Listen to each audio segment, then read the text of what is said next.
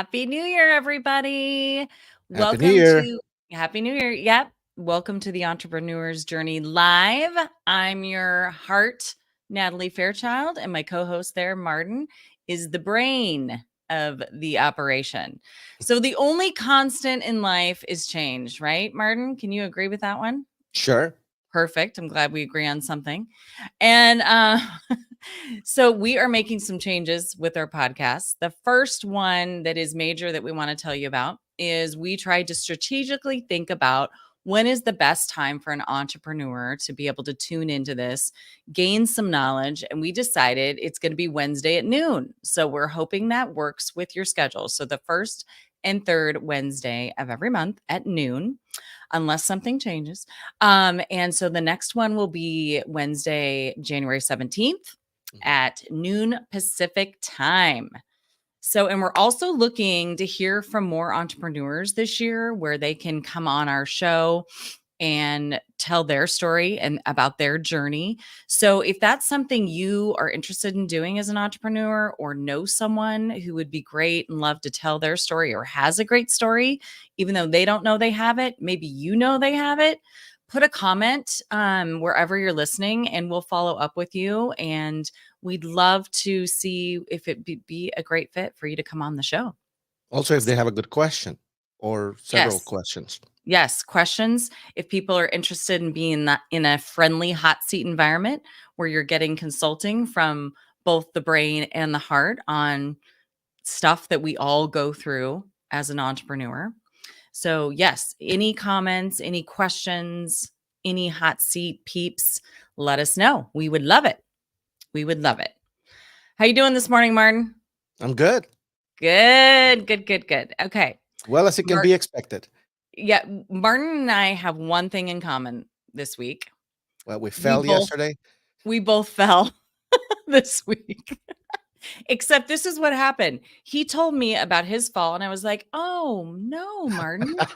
And then I said, "I fell really too yesterday," and he started laughing hysterically because of the coincidence. Oh, I don't think so.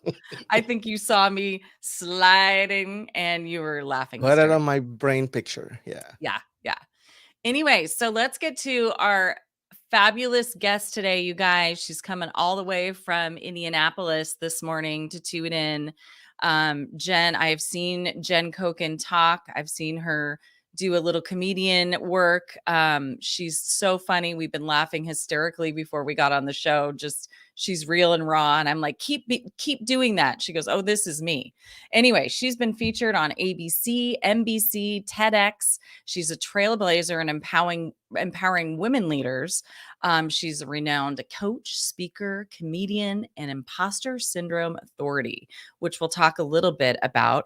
Over 30 years of expertise, she's guided nearly 10,000 leaders, focusing for those who focus to strive to make a significant impact in their industries.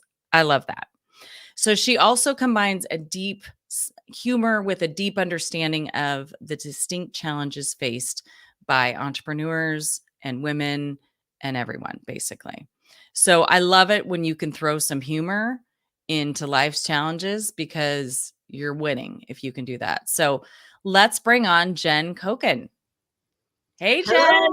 Hello. I didn't know I moved, Natalie, to Indianapolis. Is that where I'm moving? Oh, shit. You just moved? I was like, oh. You didn't know? I don't really want to live in Indy. I'm in Annapolis, Maryland. Yeah, very, very close. It's all good. Indiana. Well, it's very. What is that, like an 11-hour drive?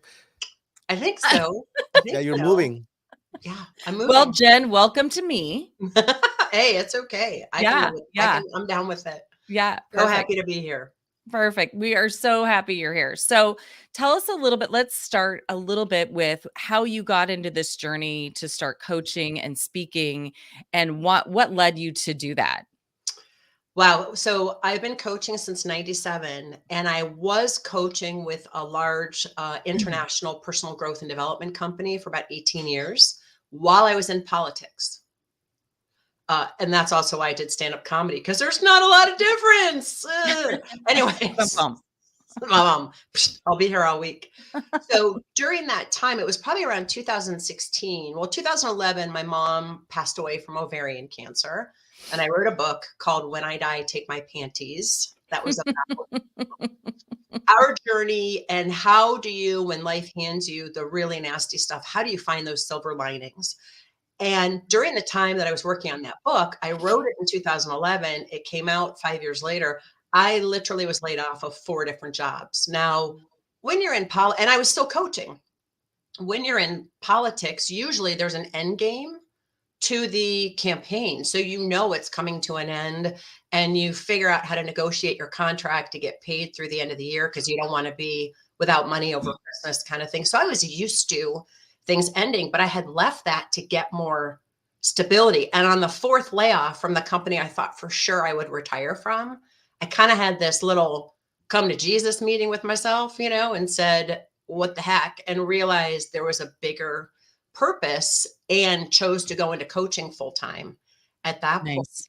And then, as it is with every entrepreneur, when you're starting your journey, you got 57 people telling you how to do stuff, telling you you should do this. And I've got this program and I'm going to, and for the first 3 years, I would say probably through till 2019, I was trying to find my way. I was throwing spaghetti at the wall and it wasn't sticking, but it wasn't that I didn't have clients. I just didn't feel it wasn't sticky for me. It wasn't, oh, that's not it.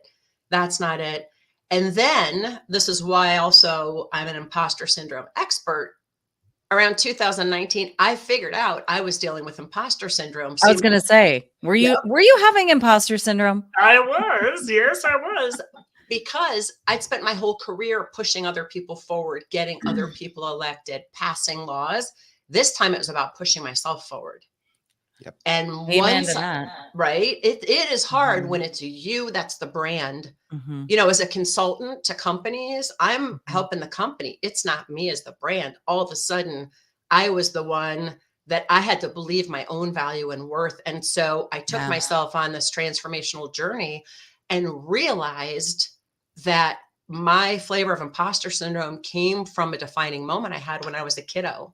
And once I identified and unlocked that brain pattern, man, all bets were off and I started soaring after that. That's great. And ignoring everybody who told me that, oh, I've got the perfect thing for you, because that shit makes me crazy. Sorry, it does. I'm echoing. Can you hear this? Yeah, I hear it.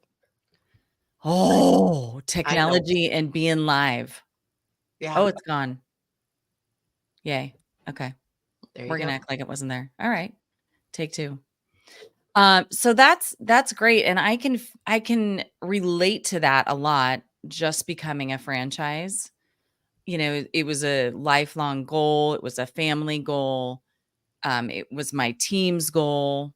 There was times where I wasn't ready yet. I had to, change my perception a little bit. And then here we are, a franchise. And it's like, okay, I've got to go sell this and award and find the right people. And are people going to like what I have? Oh my gosh. And be the brand. I'm the brand. And it's so real, even though I've gone through it several times through the 16 years in business. It's real, for high achieving people. And you say that imposter syndrome, if you have it, it's not necessarily a bad thing. Well, it is nature. I mean, it just naturally happens, not nature, but it naturally happens. But tell us what you mean by that. Yeah, I'm so glad you asked that. So I cannot stand people who say if you Google on the internet how to overcome imposter syndrome, I don't know. I started doing this years ago. There was like 3.5 million tips, tools, and tricks. You know why there's so many tips, tools, and tricks? Because they don't work.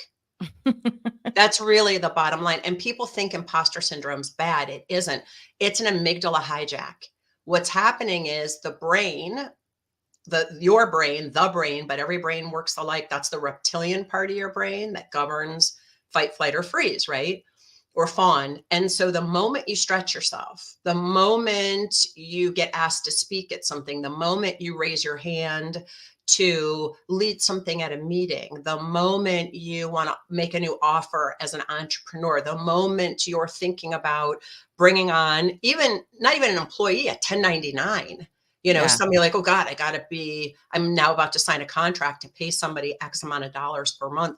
The moment you do that, the brain's like, whoa, wait a minute. The brain is always trying to keep the thing it's a brain of alive, which is you. Used to Mhm. be physical, Mhm. dealing with the physicality. Now it's psychological. So the moment we stretch ourselves, the brain's going to say, whoa, because the brain's going to try to keep you safe. And it will cause you to shrink if you don't notice it. And the thing I always say to people, it's just a brain pattern. This is what's happening. It's an amygdala Right. hijack. And I tell everybody, if you don't have imposter syndrome, you're not playing a big enough game. You don't need it if you're sitting on your couch eating bonbons and watching Southern Charmed.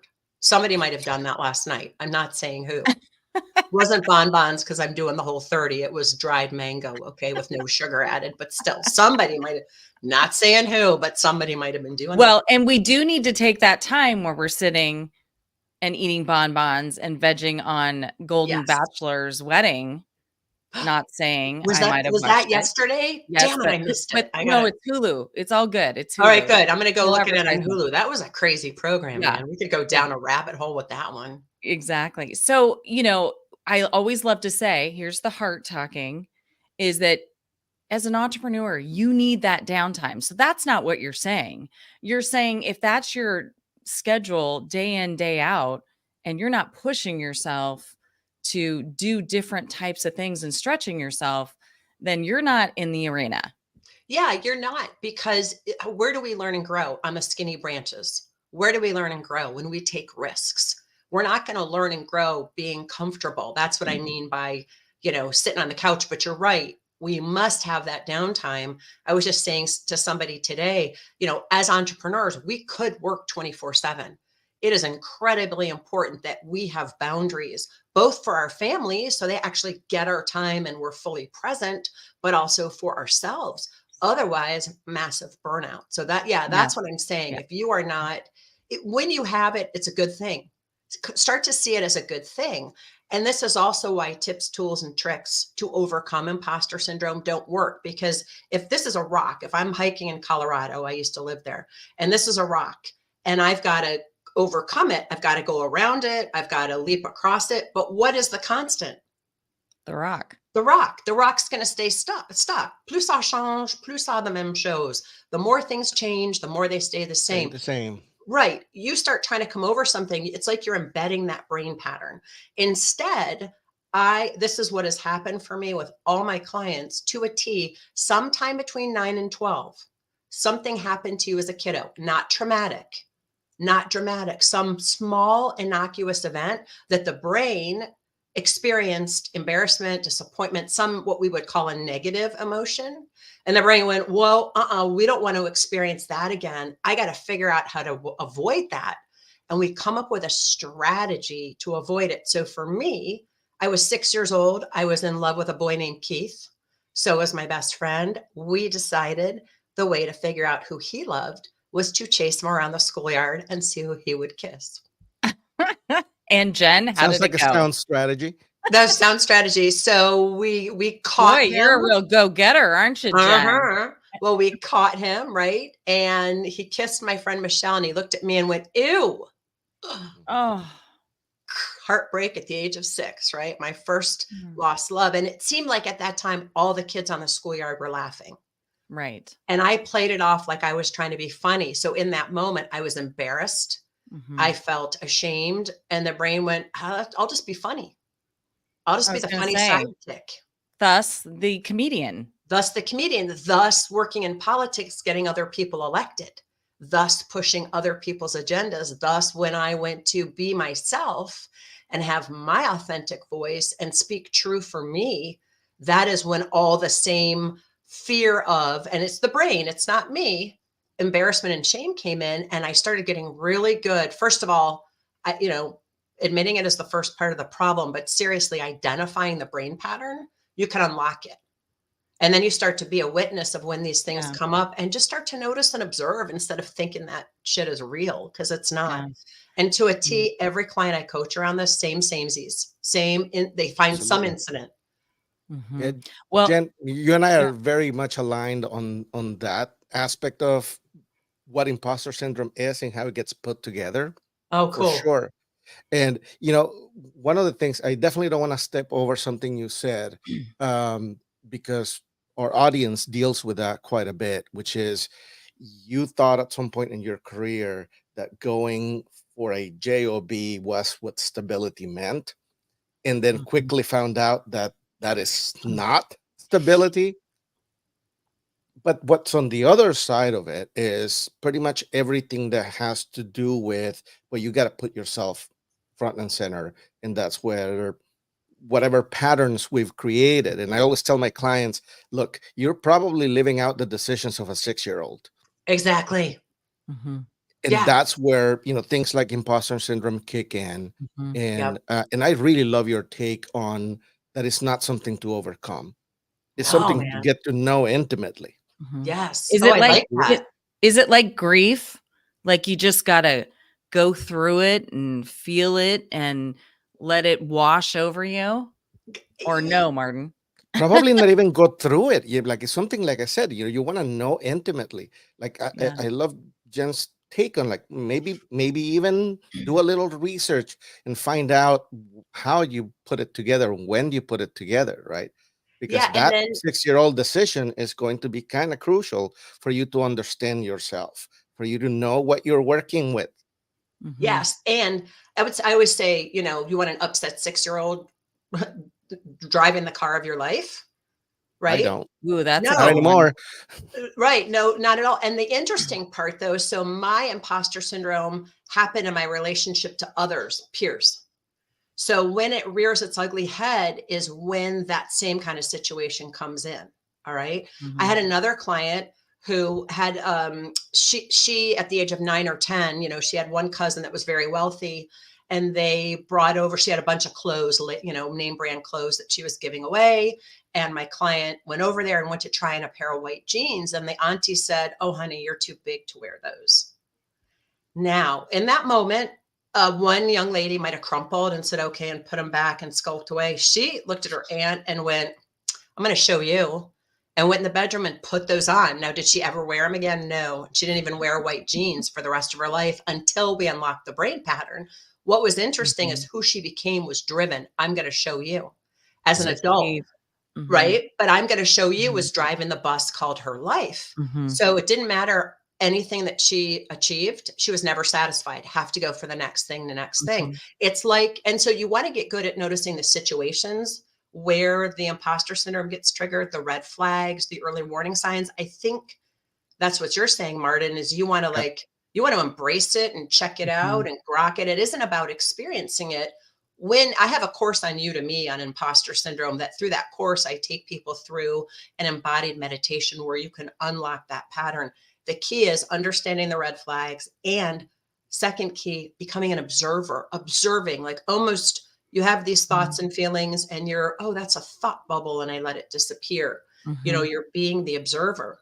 So each time it's very different. It could be someone's relationship to authority. It could be someone's relationship. That was this client, right? Her relationship to her auntie, who's an authority. I'll show you. Mhm. Well, after we Mhm. unlocked that brain pattern, that woman went out the next day, got a pair of white jeans, sent us photos, and did a whole photo shoot in her white jeans. Wow, It was that's awesome. awesome. And Well, and with what you said, sorry, Nat. go ahead. Oh, I was just gonna So say with go oh, ahead. go ahead, Martin. Go ahead. Go. You. So look, what I was gonna say is I love what you're talking about, which is when people discover what that moment was. And you don't necessarily have to do that work, right? You need to know that there was a moment.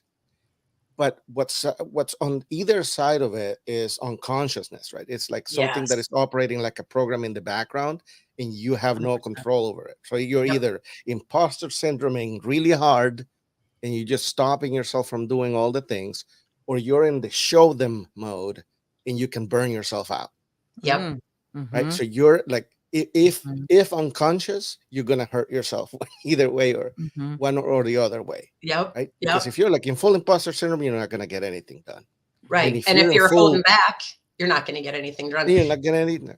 Yeah. And This if is you're why, in full show you mode, you're gonna get hurt in a yep. different way. Or you're going to hurt Mhm. other people, For sure. and this is why I say when the imposter's behind the wheel, it's like you have a car that only goes in drive and reverse. Once you unlock it, all of a sudden you're like, oh, I can turn Mm. right.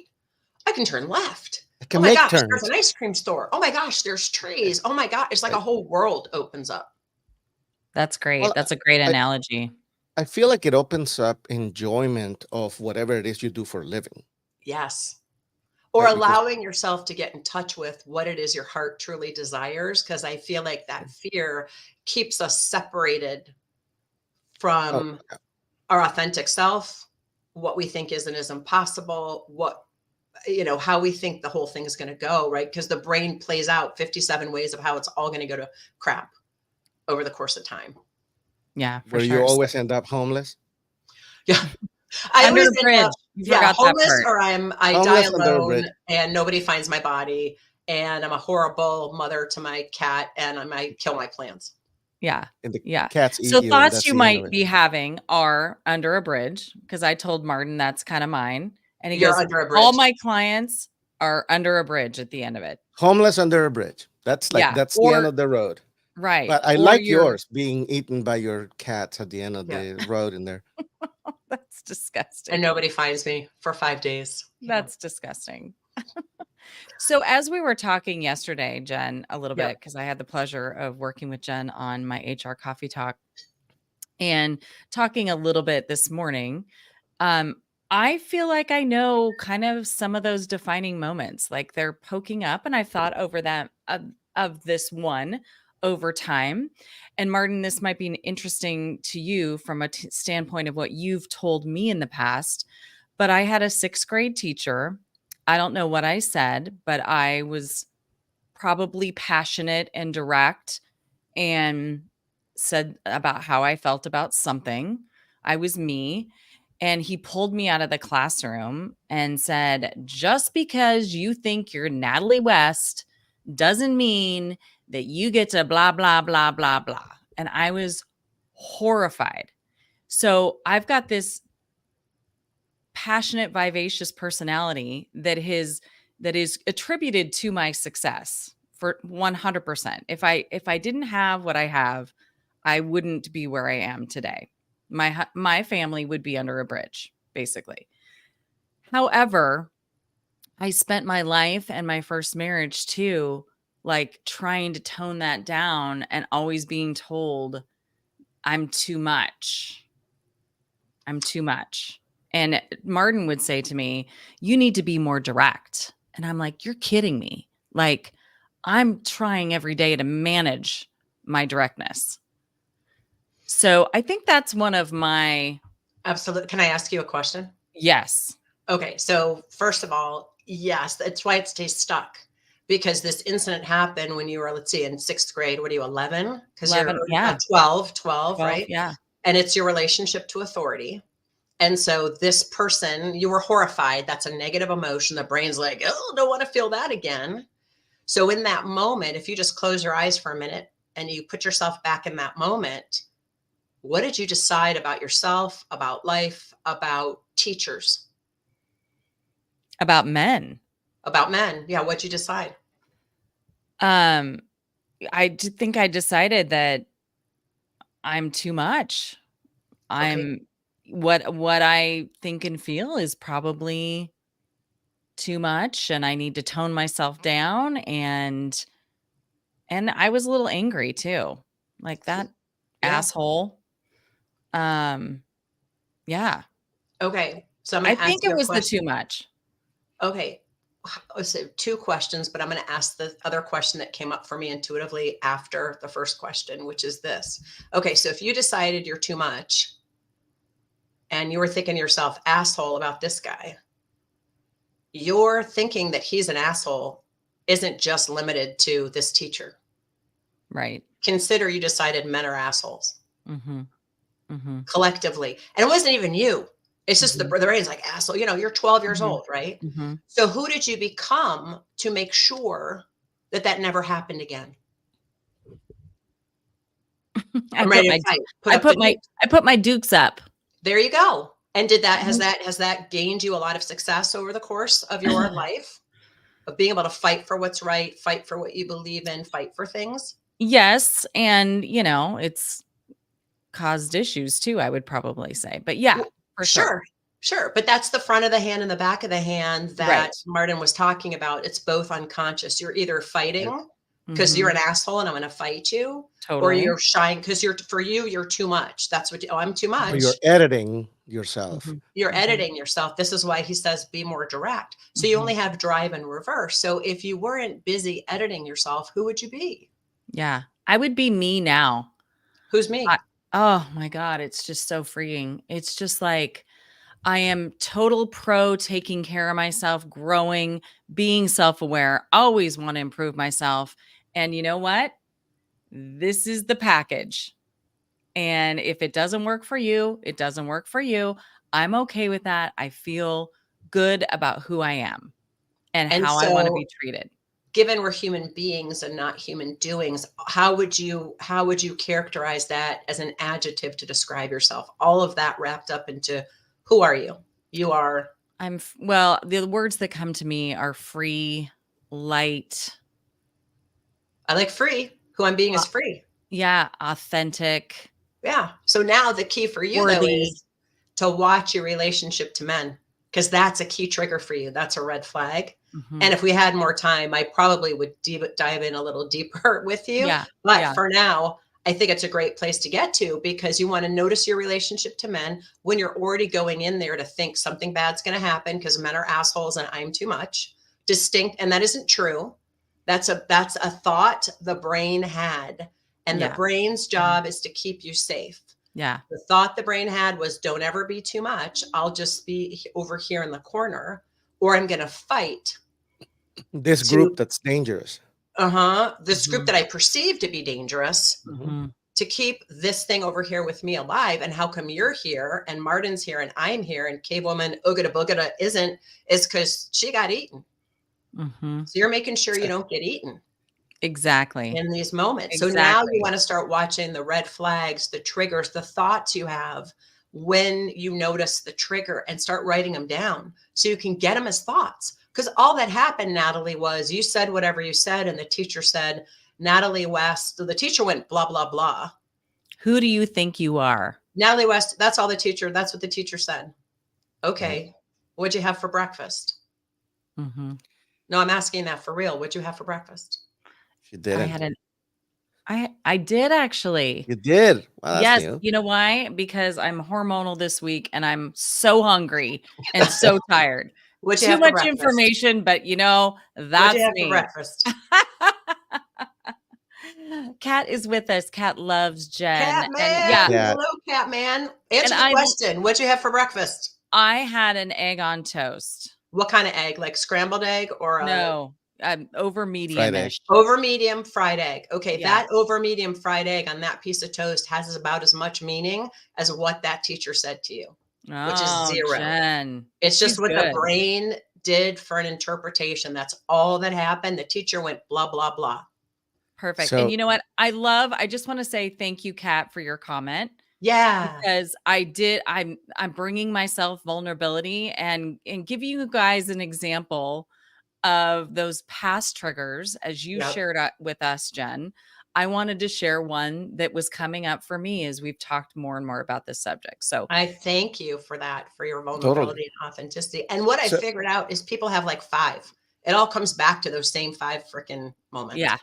so Yeah, yeah. Janet, I'm hearing a touch of ontology. Uh-huh. Is that your training? Is that what I drives your was a, I was coaching? a program leader for Landmark Worldwide for Oh, there 18. we go. I Yes, recognize sir. my peeps. There you Okay. go. Yeah, I was a seminar leader for 16 years and head coach of the Introduction Leaders program for 2 years. Yeah, they trained the heck out of me. I coached people 30 hours a week for 18 years. That Beautiful. is a I lot. feel like we smell each other whenever we're in a room. Uh, Yes. well, for me, it's to add to this. There's that. uh, uh, event, right? You were referring to an event, not necessarily bad, not necessarily, I mean, it's actually different for everybody, right? People could Yep. go through Yep. the same event and have entirely different experiences with it. For me, each one of those events, kind of critical moments, creates both a pitfall and a strategy, Yep. right? The Yep. pitfall is the thing you're avoiding, right? Like, I never Yep. want to feel this again, right? I never want to feel, sorry, just bang my mic, humiliated. I never want to feel sort of called out. I never want to feel however it Embarrassed. is that you felt in that moment. Yep. But then you have the I'll show you level strategy. You'll have the, okay, because that failed, I'm going to be this way. And that's what Jen was referring to. It's like it's a way of being that you built, Yep. but both of them are on automatic. Yep. For most of us, they're just on auto. Right? There's no real choice. You're either being one or the other. Right. Exactly. And Mhm. the other thing too that brought up for me, Martin, is for you, Natalie, maybe there are rooms where you do want to tone it down because maybe you're speaking Yeah. to, right, a group that is more subdued, or there's only so far I can go if I'm keynoting or training with the financial Yep. industry.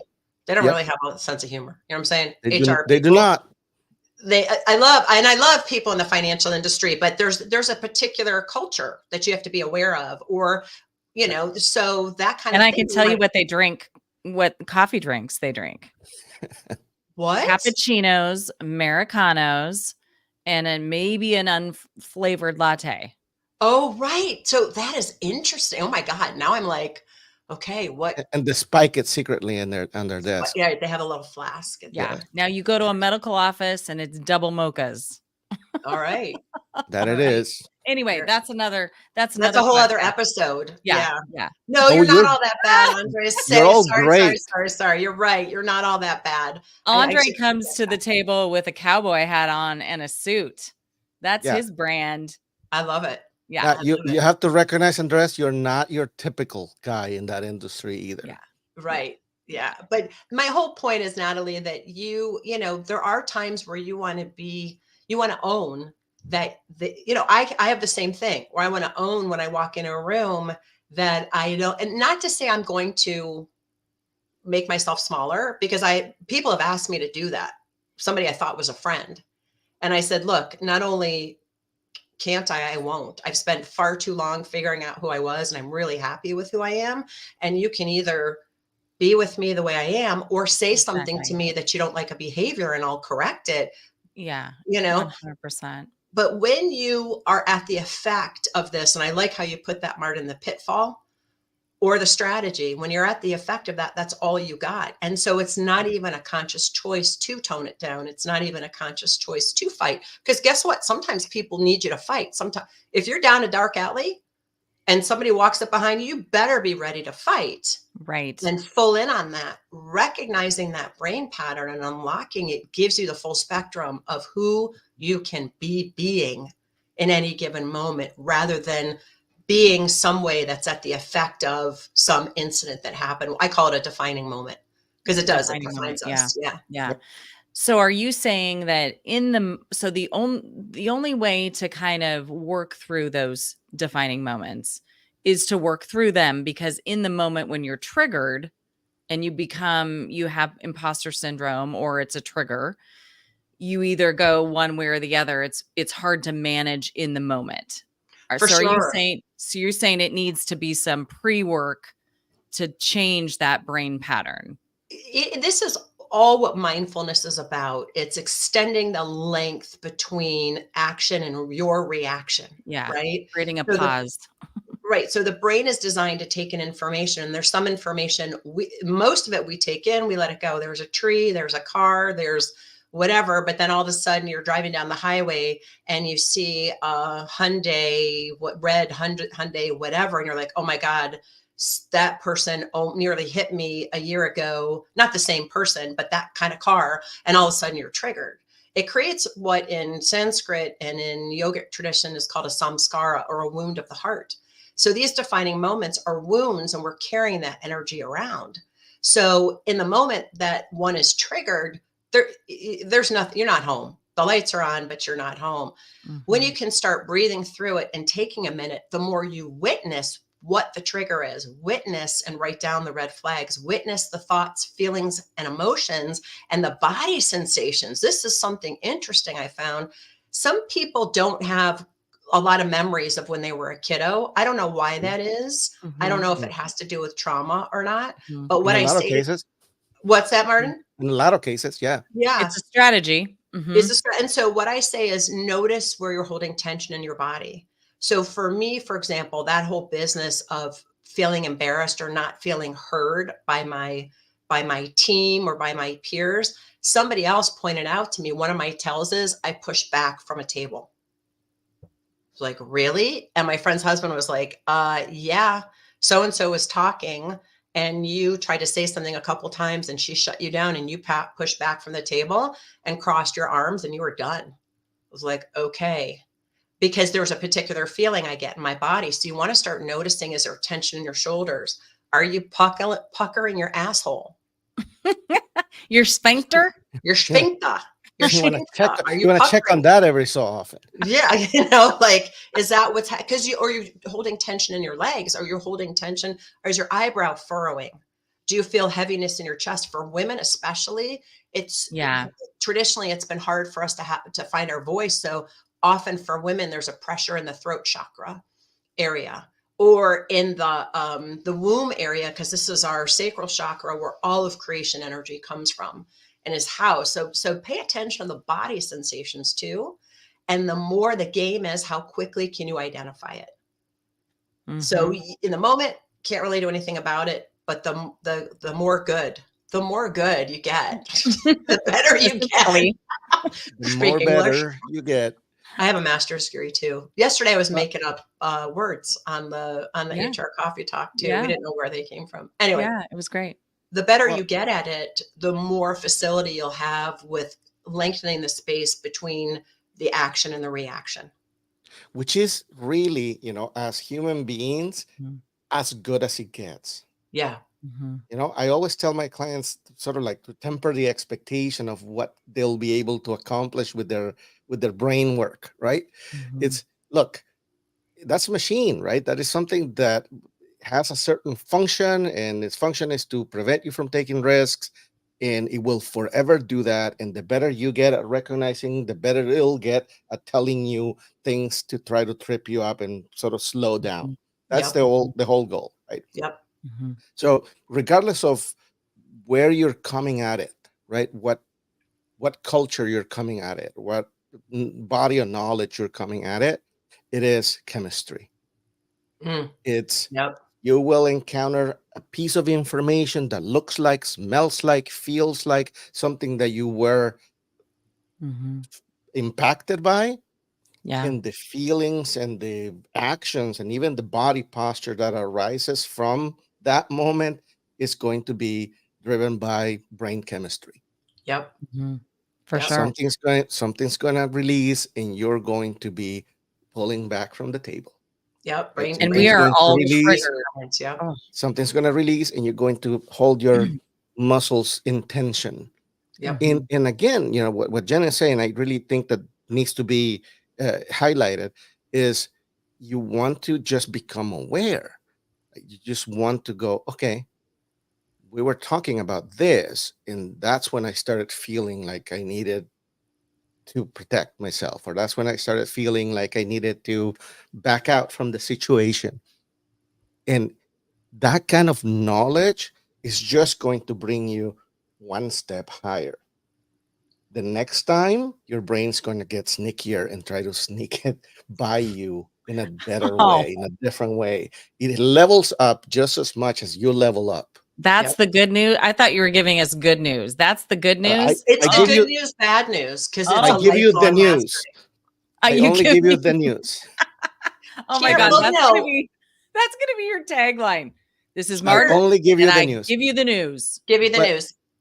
Go but ahead. that's the point, like the point is, if you're in a journey of understanding, that is like scaling Everest, right? Yep. Is you don't talk about the summit, you talk about the next base camp. Yep. And it's the That's all. climb. right? And It's it's the the climb. climb. The whole point is the The climb. climb. This is why we say, that if you don't have imposter syndrome, you're not playing a big enough game, because it's all about the climb, and you're literally not going to reach the mountaintop. You reach the mountaintop one time and one time only, And right, for Martin? most, it's like, there's that mountaintop. But yes, No, no, no, no, uh, no. This is what people are like. Yeah. How do I get rid of imposter syndrome? I was uh, You like, die. you you die. die. That's really Yeah, it. you That's die. really it. That's when your brain will shut up. Yep. Well, and I typically call the brain the asshole in your head, that amygdala, whatever. That's brain talk. You guys can go offline and talk about that all day. But maybe, I really should appreciate it more, because it is always, of course, trying to protect us. But man, it's just an asshole It's a sometimes. sneaky asshole. It- Yeah, for sure. Okay, so the- let's move on Okay. to bringing the humor into life as an entrepreneur, having imposter syndrome. I love that you bring humor into whatever you do, because I think people are way too stiff. I have an employee. She says she's been with me 7 years. She said, the one thing I've learned so much from you is how to laugh at myself and how I don't have to be perfect. Yep. And my team, we call them Natalieisms, because I do them all the time.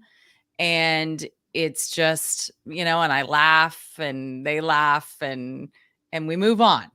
So how do you bring humor in, or teach or coach that with your leaders that you're coaching, the entrepreneurs, all that?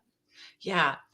It's such an interesting question, because somebody asked me that years ago. They actually had me pull together a workshop, two different workshops, one for a group of cancer advocates who had cancer, to help bring humor into their stories as they lobbied members of Congress. And the other group were lobbyists for members of Congress. And it had me, I know, right? The thing, twofold. One is, well, three things. One is, I always say, if it's not fun, I'm not going to do that. I'm not going to do that shit. If it's not fun, forget it. I don't want to do it. If it doesn't sound fun, don't want to do it. Secondly, there's some research, some neuroscientists have shown that the human brain needs thousands and thousands of repetitions to remember something. We know this. When you increase, I think it's like 600 times, right? When you Mhm. introduce humor, it can be reduced to 12 times. When you introduce humor or play, 12 times. Yes. So what I always say, when I'm doing comedy on stage, you're taking people into a story, you create tension, and then you have the punchline. You create tension, you do the punchline. When I'm coaching people, there's a point where, especially because everybody that works with me, whether they're one-on-one in my group program, I'm doing a day with them, they're coming to a retreat, everybody tackles imposter syndrome. Because otherwise, I'm not coaching the real human. I'm coaching a Right. person who has experienced imposter syndrome, undistinguished as itself, who then has this facade up. And what are we about? Authenticity. That requires climbing that mountain. That requires taking the jar off the lid and going, oh, what's inside? There's some mold, there's some caca. Like, what are we going to do? Like, who's really underneath that? You know what I mean? So there's a moment where it can get really tense. And so what I always say to people, that's why I always say, what'd you have for breakfast? Because we introduce humor, because in that tension, people can start to back away and not want to, they were going to lean back from whatever moment that they are about to have a breakthrough. And humor allows for a little bit of that tension to be let out. And then, okay, now got it. What I had for breakfast was a cup of coffee with some collagen peptides and whatever that was, that thing that was really big a number of years ago, where you had, Oh, what was yeah. the bulletproof coffee, Oh, right? right. Right. So, Half a stick of butter. Yeah, yeah, it the was ghee like a butter, butter or whatever. Yeah, or right? whatever it was. Yeah. They're like, Doesn't, yeah, yeah, give me like an half a stick egg of has, butter in my coffee. right, exactly. An egg has no meaning. It's an egg. Your teacher said what the teacher said what the teacher said. It has no meaning except that which the brain ascribes to it. So that's where I bring humor in. And people always say to me, are you still doing stand-up comedy? Well, you saw me perform in October. We were at the same conference from the same networking group. And that I did out of love. It takes a lot for me to do a stand-up comedy gig because of what I'm pulling together. I mean, I do them for corporate. It just takes a lot, but I'm not out performing. I used to perform once a week, any open mic, just to, I'd be up there That's a telling jokes. workout. Yeah, it's totally a workout, and I would put myself out there to try things. Now I incorporate it into everything I do Into because I everything. Yeah. think, yeah, you got to be able to laugh at yourself, like you said. Like, Yeah. don't take yourself so dang seriously because it's not all that. Do you Look, see a wave of people where I think we're on this authenticity wave Mm. where people are bringing themselves. It's not about the car keys that you put on the table with the Mercedes, whatever. It's more about bringing yourself. I feel like I can seek out people who are, have a facade Well, in 10 let me seconds and like not who I want to be with, moving on. But I feel like there is a movement of being real, being authentic. We've had some great leaders around that. let me Do you see augment your question. what was that? I'm just gonna augment your question. Okay, go ahead. Yeah. No, don't, you asshole. Just be quiet for a second. see, there you go. That's awesome. So, is there a movement for the funny? Like, are you seeing people really embrace this, or are people, they have their sphincter too tight right now? But Did you want to augment that? is it also just a movement, right? Like there's a bunch of people talking about it. I just don't see a lot of authenticity. There's a lot of like really buttoned up authenticity out there that is not real. Mm-hmm. Mm. Yeah. So That's the brain, and it's I'm the heart saying I'm seeing it. I don't know who you're hanging out with, Martin, but well, I see a lot Well, of people talking about it and I know them. And I'm like, that's not it. That's not you. I'm going to say yes and being a good improv student. But here's what I'm seeing. I think there are those people that are being true to themselves. And if you think about the word authenticity, the root of it is author. Are you authoring your own journey? Are you authoring your life? Okay.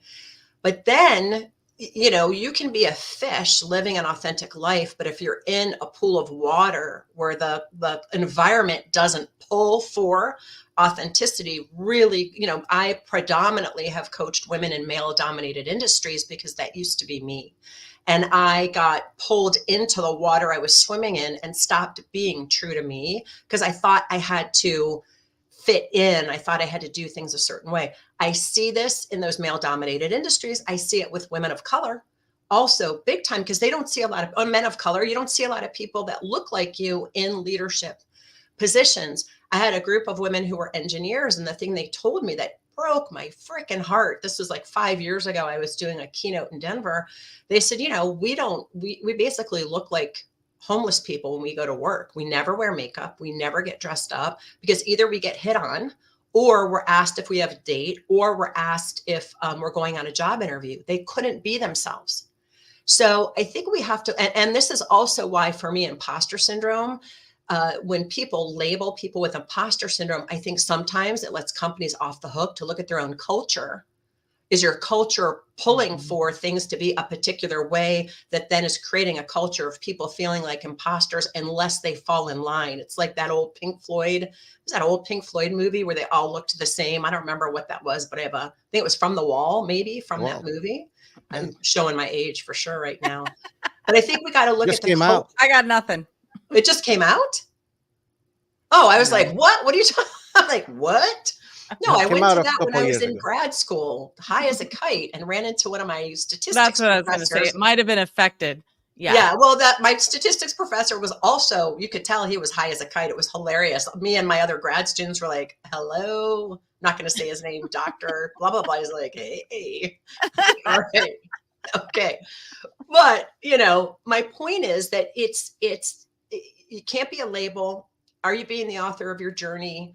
You got to check in for you. You want to surround yourself with the people that are going to call you on your stuff. But beyond that, in corporate or in the circles you're in as an entrepreneur, is your culture one that pulls for authenticity or is it one that pulls for sameness? Mm-hmm. Mm-hmm. Mm-hmm. Yeah, that's a great question.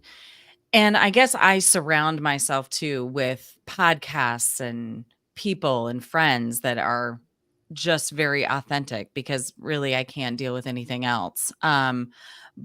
But I think as a person that is authentic, I think we can be a leader in that ourselves and show that to other people as a practice, so they can become comfortable. It's like when you open up and tell people about a vulnerable story of yours, Yep. people tend to come out in droves telling you things about them that they just don't talk about much. And so I think it's a gift to try for yourself, for sure, to be authentic, but for others to try and come on this wave of being authentic, living our life, being the author of our life. I love that. And being able to laugh at yourself and have a great time. Yeah. The one thing I would say though is sometimes this is what you were talking about, Martin. There are people who reveal things about themselves as a manipulative tool to get Yes. Yep. people to do something. As Yes. a And you know, show. whoever those people are, you know who y'all are, and you suck, and we're not buying it. Just We're want not to, And there buying it. and there's some on social media that will do that. And you're like, you're kidding me. Well, yeah, I mean, yeah, and that's kind of the point, like Yeah. human beings. I feel like we pendulum on everything, right? We yep. can't be out here without going all the way out here. Right? You see the entire influencer culture on the authenticity side, right? Mhm. You're literally watching somebody on their 20 lights tell a story that they rehearsed all day, With their filter. that about authenticity with a filter, with a cat filter on. Mhm. So Mhm. it, it I love what you said about environments that you move inside of, because there's there's also a huge pull for toxic positivity, right? There's also a Yeah. huge pull for uh, talk of authenticity. Mhm. And for me, it's relatively easy to tell. If somebody's not telling Yeah. one on Me themselves, too. somebody's not talking about what it's like to be here, they're probably selling you a bill of goods, right? Mhm. Yeah. And I I'm a feel like I bloodhound can for bullshit. yeah, me too. I can feel it seeping out of their pores. But that's a superpower, Yeah. double, double hand type thing there, for sure. But yeah. But we're all responsible for surrounding ourselves with people that lift us up and are authentic and being curious about people with differences as well, right? I'm going to argue with you on that. I Okay, agree with good. you. And Yeah. some people don't have a choice. They're in the environment they're in. And Mm, so, how do you stand for your own good point. authenticity in an environment that doesn't pull for it, in a family that doesn't pull for it? And I speak to that specifically, during 2020, in August of 2020, I was diagnosed with breast cancer. I'm fine now. Went through 2 surgeries, radiation. And this is where this whole piece of authoring your journey, because I wasn't going to tell my clients. I didn't want to say anything. Here was my journey. I had a small group of people who knew. They were close. It was close to the chest until I understood what the prognosis was. I didn't know if I was living or dying. I didn't know how bad it was. I knew none of that. And I couldn't be the author of my journey because I felt so much at the effect of the outside world. And Mm, during that Mhm. time, people mhm, wanted, some people decided to tell my story, like some of the few people decided to share my mhm, story outside of that small circle. And I read them the mhm, riot act. I'm like, no, you don't get to tell my story. I get to tell my story. And until I mhm, could be the author of my own journey, then I went public mhm, in October and did a hashtag check your mhm, test campaign because mammograms were down 40% because of COVID, and made mhm, sure that it made a difference for what I was going through for other people. But by that time, I mhm, knew I didn't need chemo. I knew I was technically cancer free after 2 surgeries. I knew I was dealing with radiation. I also stopped being friends with certain people who violated my trust because I thought they were the kind of people that I wanted to be around and were pulling for authenticity, and they weren't. So some people don't have a choice. And how do you stand for who you are and being the author of your journey in the face of no agreement? That, my friend, that right there is probably one of the hardest things to do as a human, mm. That's a as a great human being. point. And we That's all a go great through it. point. Yeah, for sure, for sure. And Yeah, you which can brings also me to burn another thought. yourself out trying to be authentic in an Oh, environment that doesn't call that. It yep, doesn't allow it or doesn't That's where you have to put some encourage it. healthy boundaries up. yep. Friendly For sure. fences. Friendly So, fences. Ooh, I like friendly fences. Uh-huh. Jen, we're running out of time, but Oh, I could talk to you guys all day. I know. same. But would you just give us maybe a couple of practical tips that somebody can take, especially if they're not working with someone like you or with me, uh, that they can check themselves Before they wreck and themselves. before they wreck themselves, so that they can, continue on in their entrepreneurial journey? Yeah, the thing you want to be really good at being a witness in your own life of like taking that 50,000 foot view. Stop being a prairie dog. We had prairie dogs in Colorado that would pop their. I loved it. I'd be I cycling. love them too. Yeah. I loved them. Stop being a prairie dog, become the eagle, and start to witness and be an observer of your life, and notice the times when you're tense. Notice the things you shy away from. And is it because it's fear inside? You don't think you have what it takes, or it's actually not a good environment for you to be around? Check in with yourself, with your body, because the body is a pendulum. That book, The Body Keeps the Score. The body can tell sometimes before the mind. So the more 100%. you can, yeah, be that observer at 50,000 feet, start to notice what the triggers are, start to notice what's working and what isn't noticed and what isn't working, right? That's the other piece is the brain has such a negativity bias. We rarely spend time thinking about how to succeed. I guarantee you people coming out of 2023 were upset about everything they didn't achieve. And many people were not conscious to all that they did. Start being conscious to, especially as entrepreneurs. By the end of the day, half the time you're like, what did I get done? I don't know Mm. that I did anything today because it just felt like I have so much more to do. Make a list of everything you accomplished that day before you go to bed. It sounds trite. People talk about it all the time, Yeah. but write down 5 things you're grateful for so Mhm. that when you go to sleep, the mind's thinking about the gratitude Mhm. instead of the negativity. And what you're saying about writing down what you did, or I write down the things that I overcome. I use this characteristic of myself to overcome, this meeting, this Beautiful. challenging meeting. And that is literally, and it feels kind of weird, and rudimentary, but it's like reprogramming your brain and that Yep. pathway being like, nope, yep, I did this and I did this and I did this, pat on my back, that kind of thing. Yeah. And also as an entrepreneur, it can also show you what you can delegate or delete. Yes. That Yes. was that was I remember one night writing down 37 things after I turned off my computer at 11. This is early in my journey, when you're working 16 hours a day. Turned off Yep. my computer at 11, wrote down 37 things, and 33 of those 37 were not a good use of my time. So I was like, all right, it's time for me to hire a VA. Yes, because Great you point. shouldn't be working till 11 o'clock at night No, consistently. ma'am. I get done at Great 6 point. every day. Yeah. Yeah. Perfect. Well, this was wonderful. Martin, Brain's Take. I think Jen is a perfect collaboration between you and I because she has the brain stuff and she's got the Oh, heart. she's got the hard stuff too. Yeah, big Well, time. Big you know, time. for me, the take is I don't care what direction you come at it. Realize that there is a programming, there is Yeah. something that is running in the background. I don't care Yep. if it's your chakra, or I don't care if you know neuroscience, right? Right. Or it's I- astrology. It's because I'm a or Taurus, whatever. It because doesn't it's matter. the Mercury is in retrograde or whatever. I don't Mercury's care always how in you frickin' come. retrograde, Martin. Apparently, but that's the thing, like I don't care how you come at it, as long as you recognize that there's something running in the background, Yep. in Mhm, that Yep. you need to sort of realize what it is, so that mhm, you Yep. can finally make some choices. mhm. A choice Yeah. doesn't happen unless you recognize where you don't have it.